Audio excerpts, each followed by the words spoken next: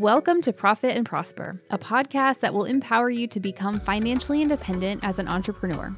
I'm your host, Sarah Young, an entrepreneur, wealth coach, and mentor to driven, ambitious female business owners who are ready to take action towards having a richer and more impactful life. I'm here to push you to think bigger about what's possible for your business and life, and I believe that your business is the best way to have more time and financial freedom. Just 10 years ago, I was $55,000 in debt and leaving a traumatic marriage as a 20-something. Fast forward to today, I now run a 7-figure agency with a team of 10 and growing, and have built over $1 million in net worth while balancing taking care of my health and prioritizing being a wife and mom. In this podcast, I will teach you how to scale your business, take home a 6-figure paycheck, and save and invest for your financial future without having to sacrifice your life today. What's up, y'all? Welcome back to the Profit and Prosper podcast. We are on the 4th and final episode of the Save 6 Figures series. So if you missed any of the previous episodes, I highly recommend going to go check those out. We talked about savings plans and how to keep paying yourself while also saving, and what to do if your income in your business is fluctuating every single month. How do you save when that happens? Those are all really important topics, in my opinion. And today we are going to talk about money mindset, specifically around how to change the relationship and behaviors that you have around money stuff. Because ultimately, saving more money comes down to changing your behaviors. It comes down to like that exact moment, the small choice that you make that maybe you think is not important, of, choosing to buy the thing that was not in your savings plan for the month, or to not buy it, or to, take the money and move it out of your account versus keeping it there. Whatever your typical relationship with money has been and your typical behaviors has been, getting a different result comes down to doing a different thing. And it really is on the micro level. So going back a few episodes, I had one where I talked about how to change your behaviors. So I also think that's a good one to listen to in conjunction with this episode. So I won't go over the same things I talked about there, but really it does come down to making a change. And I use the example of my health stuff, which I know is not money related, but I think the same habits really work for any goal you have. This has been a primary goal of mine for 2023, and I have made a lot of progress. And what it came down to was not any big flashy thing. It was starting back in April, realizing I needed to make a change and making small changes, and then letting those snowball over time. That is why my group program for saving 5 and 6 figures from your business is called Money Momentum, because it will create momentum. You're going to make small changes to your money behaviors, and over time, they're going to snowball into $100,000 in cash in your bank account, and then eventually it will snowball to 7 or multi-7 figures in investments. Okay? This is how it all starts, is choosing to change your behaviors today. So what we are going to talk about today is what your relationship with money looks like and how to understand that relationship better, your money behaviors and why you make the choices that you do. We're also going to talk about 4 of the most common money thoughts that I see business owners having that prevents them from saving more money. Before we jump in, I do want to remind you, this is our last call for joining the brand new program I have put together, Money Momentum, to teach you how to save 5 and 6 figures consistently every single year from your business. So if you are ready to prioritize creating wealth, this is your next step, is understanding the basic money skills that you need to consistently save money, which you can use to pay off debt. You can use the same skill to start investing. Like I said, it will snowball into multiple millions of dollars if you build the habits and start now. So we're kicking off on Tuesday, November 14th with our live call. Honestly, on that call, my goal for you is we're going to work through live money bank accounts you need to set up. We're going to look at the balances you have. We're going to figure out how much money you can immediately transfer over into savings on Tuesday on the call. My goal for that call is for you to walk away and make more progress in a couple of hours on your money stuff than you have in the entire year of 2023. We're going to end 2023 on a really strong note so that you can go into 2024 and hit that six-figure savings goal. So to join, go to sarahhyoung.com/momentum. All of the information is there. We will have the doors open through the end of the day on Monday, November 13th. So make sure you join. And then I'm not sure when I'll reopen it, probably sometime in the spring of 2024. So if your financial health is a priority, if financial literacy is a priority for you, if really getting the money stuff put into place that you need to stabilize your business, to feel more peace and to stop stressing, to let go of money shame, if that's a priority for you, if you know that that's holding you back, then let's work on it together. Come and join Money Momentum. I would absolutely love to have you. I'm so pumped to get this put out into the world because I've been working on it for a while. So sarahhyoung.com/momentum, or click on the link in the show notes and go sign up, and we will get started together on November 14th. For today, let's talk about the topic at hand. I'm going to say something that's probably funny as somebody who is a wealth coach and money pro and all that stuff. I think that money as a concept is weird. It honestly is kind of weird when you really stop and think about what money is and the value that we assign to money for it being what it is. I think to an extent, it's almost like, for me, you know how if you hear a word over and over again, or if you write a word down so many times, it starts to look like not a real word? I honestly kind of feel that way about money stuff for me now. And so I don't know if you have the same feelings that I do, but I feel like money as a concept is weird because we put so much emphasis on money as a status tool, like money as our status. Money relates to our self-worth, success in business. And when you really think about it, especially for online business owners or people who don't deal in cash, it's literally a pixel on a screen. Like it's literally, I don't have a ton of cash. I maybe have $20 in my wallet. The money that I have is like, I look at it, I can't even go to the bank and see it because the banks don't even hold all of your money that you put in your bank accounts because of the way that they loan money to other people and other banks. Like I can't even go physically see it. Like to look at my money, I open up an app on my phone and I see numbers on a screen.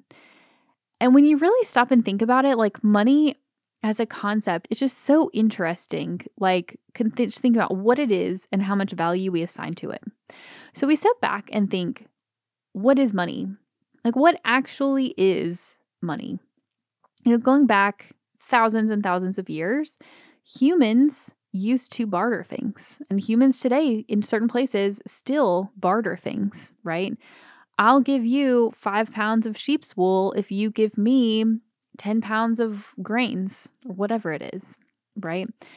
Money arose as a way to store value because it's hard to assign a value to sheep's wool in comparison to a sack of grains, right? Who's to say which one it has more value? I think it would have depended on the situation and the time and the person. And there's like so many different factors. It's hard to say that 5 pounds of sheep's wool equals 10 pounds of flour or grains. And then you also factor in any other thing that you could potentially barter with. And so money really arose as a tool to store value. So we can assign dollars or whatever your unit of money is, right? We can assign dollars to represent the value of a thing. And different things have different value. That's why they cost different amounts of money. And so money is really just a tool. Money is neutral. Money does not care what your relationship with it is like. Money doesn't care what your behaviors are or your thoughts are. Money is a tool, and it is honestly, in and of itself, a neutral thing. It just is. It's not good. It's not evil. And yet we assign so much value to it, I think because we almost make it an extension of ourselves. And it can be an extension of how you are feeling about yourself, and how you feel about money is an extension of how you feel about yourself. So I find that to be true so often in my business, especially how I'm feeling in my personal life will impact how I show up in my business. It impacts how much money I make. The way I feel about my personal finances impacts the way that I show up in business, and vice versa. It's also related. And I think that's why sometimes money stuff can be some of the hardest stuff to get over, to get past. So I want you to think about using money as a tool. What is your relationship with money? Like, how do you interact with money? What are the experiences you've had with money? What are the stories that you've told yourself about money throughout your life? And does that reflect the reality that money is a tool, that your money in your bank account is a pixel on a screen on your phone? And then ask yourself, is this relationship what I want it to be? Am I doing the things that I would like to be doing when it comes to money stuff or not? And what are some of the specific behaviors and habits that I would like to have or not to have anymore to develop a better relationship with money? Really, this is all the money mindset work that we have to do to become more neutral about money. And instead of having scarcity, instead of operating from a place of scarcity, fear, and shame when it comes to money stuff, operating from a place of neutrality, if not even going into the positive emotion of like abundance and confidence and excitement about money stuff. Saving more money comes down to changing your money behaviors. Changing your actual behavior, that small micro choice that you make on a day-to-day basis about whether to spend or whether to save, or what actions to take to make more money or to not make more money. Changing that behavior comes down to understanding why you make the choices you do. And that is why a mindset practice is so important.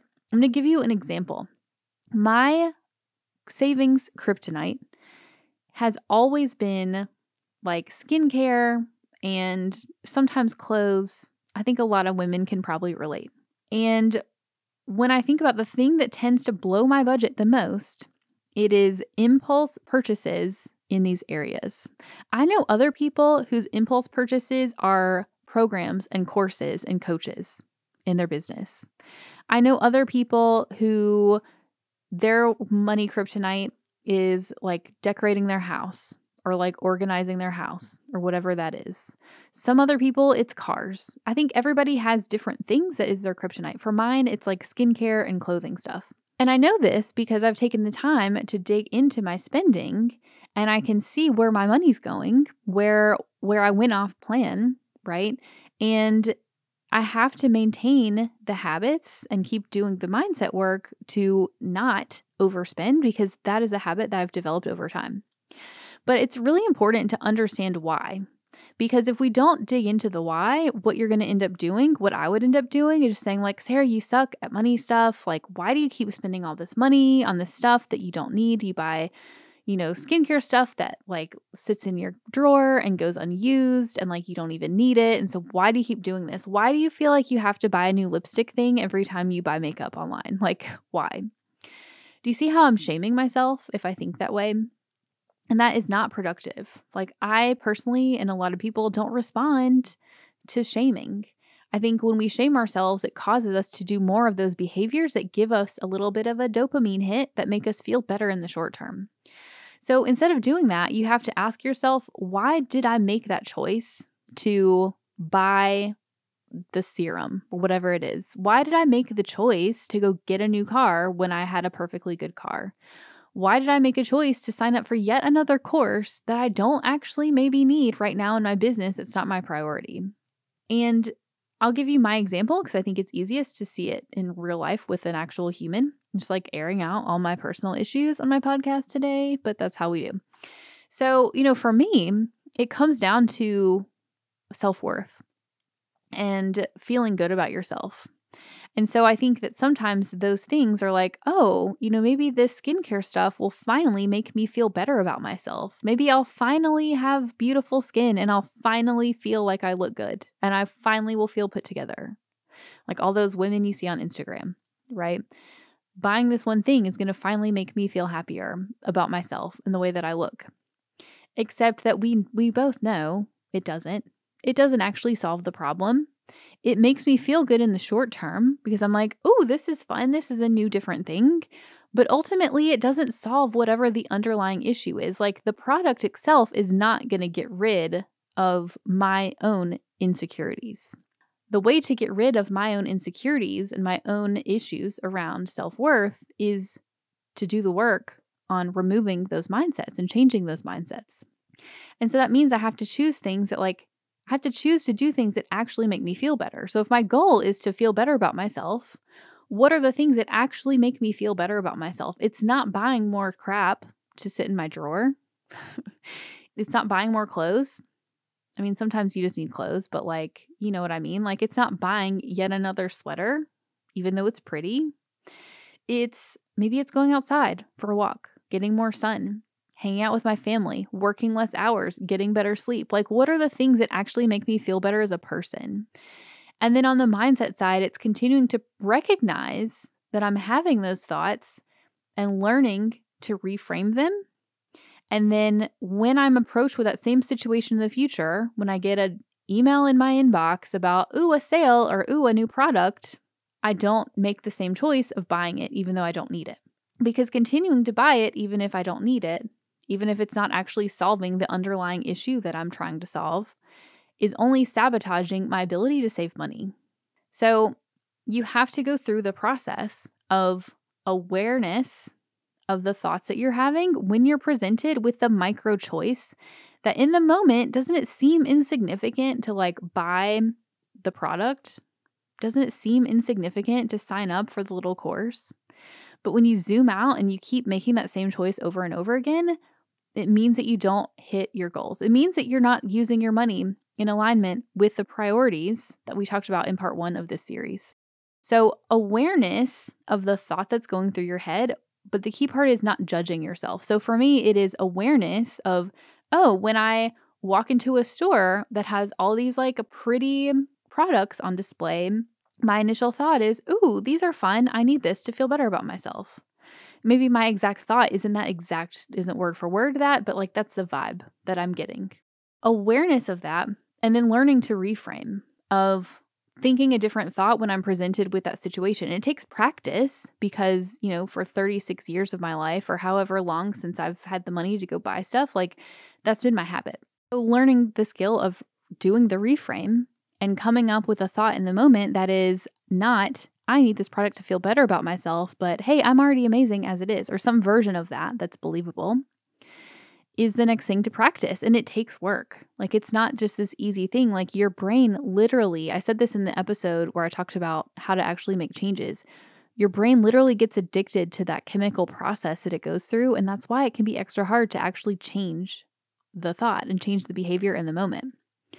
But it's those micro changes that ultimately stack up to make the difference. It's not even the big stuff. It's the little changes that you make over time in seemingly inconsequential things that will get you to your goals faster. So I want to talk through, I gave you an example of my thoughts, one of my spending kryptonite areas. Let's talk about some of the most common money thoughts that I see business owners having that prevents them from saving money. One of them is $500 doesn't count. $500 doesn't matter. This one for me personally comes up a lot when I think about saving, when I think about cutting out on spending. I'm $500 this month isn't going to make that big of a difference to my savings. I'm not excited about it. I'm just not going to do it. The reality is the $500 adds up. The $200 adds up over time. And we have to start with small changes. We have to make different decisions about your money in those seemingly inconsequential small moments. And that is literally what it takes to build up your savings. We also need to not be stuck in perfectionism of, well, I can only save $500 this month and it wasn't my goal of $5,000. And so therefore I'm not going to bother. You're sabotaging yourself because you're not even taking the small step with what you have available to you. And I think if you don't take what's available to you and do what you can within your means, then you're never going to reach the bigger goals. There's also a really common thought when it comes to spending of, I'll just earn more money. Oh, all I need to do is earn more money. And, again, I'm not saying that the best way to build wealth is to spend less money so that you can save more. I think that as entrepreneurs, the power is in our earnings potential. But earning more money does not automatically mean you're going to save more. Because if you just have the habit of spending every dollar that you make, you are never going to save. And so at some point, you have to decide to do something different and learn the skill of saving with what you have instead of always relying on, I'm just going to earn more. Although, yes, most cases, we want to continue to earn more over time. It's a skill we need to learn now. This one comes up with women. This is money thought number 3, is either some version of, I'm just not good at money stuff, or I don't need to figure this out right now. This comes, I think, a lot from people feeling overwhelmed by not understanding money basics, by not knowing financial literacy skills, or doubting your ability to ever learn those things because maybe people told you when you were little, like, oh, Susie, math is just not your subject. Maybe you need to stick to your creative stuff. And I think you're selling yourself short if you keep saying that to yourself. Listen, when I say this, all women need financial independence. I don't care if you have a partner, if you're married, if you're single, whatever it is, I don't care. All women need financial power and independence. This is like one of my all-time core beliefs that I run my business on. Having these thoughts of, I don't need to deal with this now, or I'm just not good at money stuff, means that you will not have financial independence because you're going to keep kicking the can down the road. So instead of feeling overwhelmed about all the stuff you have to learn, you have to decide to make savings a priority. You have to let go of the shame that you have about, I should know this stuff, but I don't. You have to let go of the shame. You don't have to know this stuff. No one is expecting you to be perfect. What I'm asking you to do is just to make a change and do something different and learn. Take the responsibility on yourself, make it a priority, and learn. You're not a bad person because you don't have savings. You're not a bad person because you have debt. You're really not. 10 years ago, I was there. I forget the episode number right now, but I'm sure my podcast manager, she'll link it in the show notes. But 10 years ago, I had more debt than I had salary at the time. I had $55,000 in debt and less than $1,000 in cash to my name. I was there. That doesn't mean, even though I was an accountant, even though I'm quote unquote good at money stuff, I still had that happen. That does not mean I'm not good at money. That does not mean I'm a bad person. That does not mean that I should have had shame, although admittedly I did. I had to work through it. Okay. So I was there and now I'm not there. I have over $1 million net worth because I made the decision back then to get good at the money stuff and to change my behaviors and relationship with money. The last thought that comes up is, what if I don't make any more? What if something comes up? Business owners operating from a place of scarcity, of feeling like I've had some success, but there's no guarantees it's going to continue. Of doubting your ability to continue running your business, of feeling like there's going to be some surprise coming up that you just can't foresee right now. Listen to me when I tell you, hoarding all of your cash does not help you solve those problems. You have to think about what actually does help me solve that problem of having a sustainable business.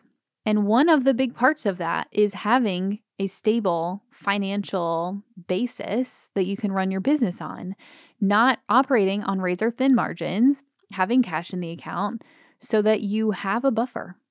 It helps you feel so much less stressed and more peaceful when you know that you have a buffer and that even if something does go off the rails in the next month or two, you're covered and it gives you the runway to make a change. Because that's part of business. We all have to be set up to pivot.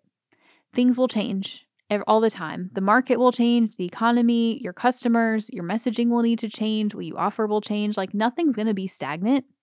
Just like your income is never going to be the same month after month. And that's okay. We just have to learn how to deal with it in order to be successful. Because hoarding all your cash in your business checking account does not help you save more money and it does not help you to build wealth in the long run.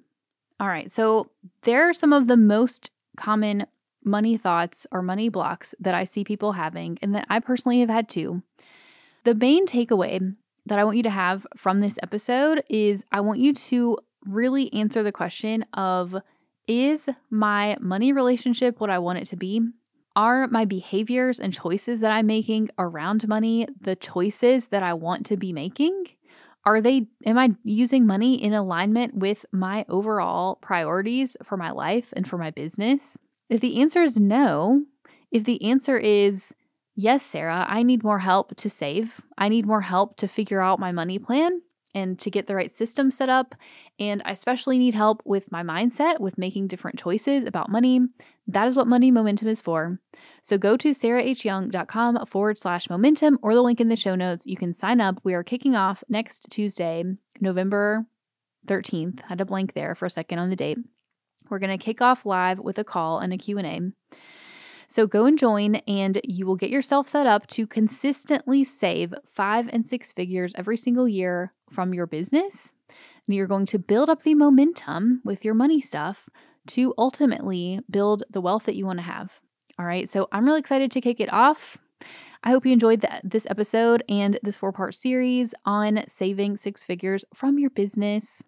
And next week, we'll be back with an episode about team, because it's a topic that I feel like I haven't talked about in a while, and I want to talk about team stuff. So I'll be back next week talking about team issues and growing your team and managing your team in the right way. So I'm excited to come back and chat about that. But I hope you enjoyed this series and this episode, and I hope to see you on Tuesday in our Money Momentum kickoff call. And otherwise, I will see you back for the next episode. Thanks for listening to this week's episode. Listening and learning is great, but implementing what you learned is even better. So what's one thing you can do this week to make more money in your business, save for your financial future, and start living your most prosperous life? If you found this episode helpful, please leave a review on Apple Podcasts and share with a friend, because it helps me reach more amazing female entrepreneurs like yourself. See you in next week's episode.